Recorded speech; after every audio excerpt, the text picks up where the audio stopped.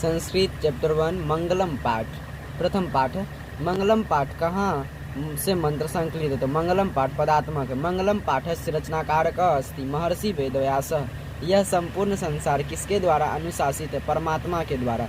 सत्यमेव जयते किस उपनिषद का मूल मंत्र है? तो ये मुंडकोपनिषद का। हिरण्मयेन पात्रेण दष्ट दृश्यते, यह मंत्र किस उपनिषद से संकलित है? ईर्षावस्योपनिषद।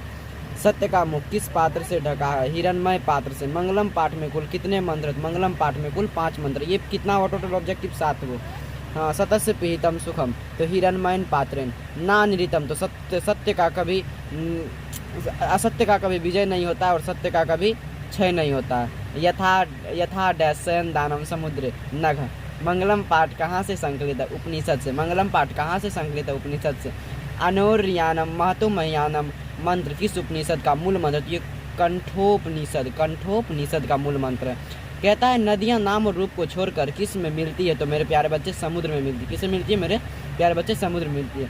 महान से भी महान कौन है? तो महान से भी महान आत्मा है। महान से महान और सूक्ष्म से सूक्ष्म कौन है? तो प्यारे बच्चे आत्मा है। आत्मा क्या है? आत्मा है। तो चलिए दूसरा चैप्टर पाटलिपुत्र वैभव।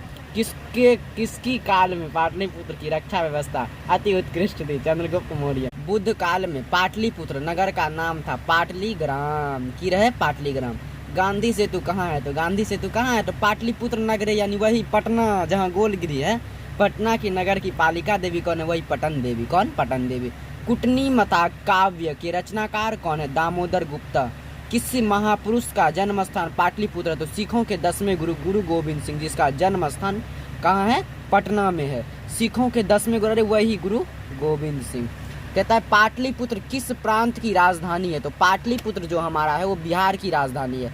दामोदर गुप्त ने किस काव्य की रचना की? तो कुटनी मथा की यानी कुटनी मत का काव्यवंशा नामक ग्रंथ किसने लिखे? तो राजा अशोक के समय पटना नगर का वैभव था तो समृद्धम। जब राजा अशोक आए ना तो उस समय जैसे मतलब अंग्रेज आए थे तो भारत को सोने का चिड़िया कहा जाता था, लेकिन बाद में तो उसे सोना का चिड़िया नहीं कहने लगा। काहे कि अंग्रेज सारा चीज़ को लूट के यहाँ से निकल गए। तो वही बात है, राजा अशोक एक बहुत प्रकर्मी राजा थे। तो वो जब यहाँ पे आए ना तो वहाँ का मतलब पटना का जो रक्षा व्यवस्था था वो अति उत्कृष्ट यानी समृद्धि था। मेगा स्निज पटना किसके समय में आया था? मेगा स्निज एक चंद्रगुप्त मौर्य के समय आया था। मेगा स्निज जो था वो फनहान का था।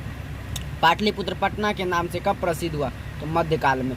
पाटल पुष्पों की पुतलिका रचना के आधार पर पटना नगर कौन सा नाम था? तो पाटलिपुत्र। कह रहा है पटना का इतिहास कितना पुराना था? पटना का इतिहास 2500 वर्ष पुराना था।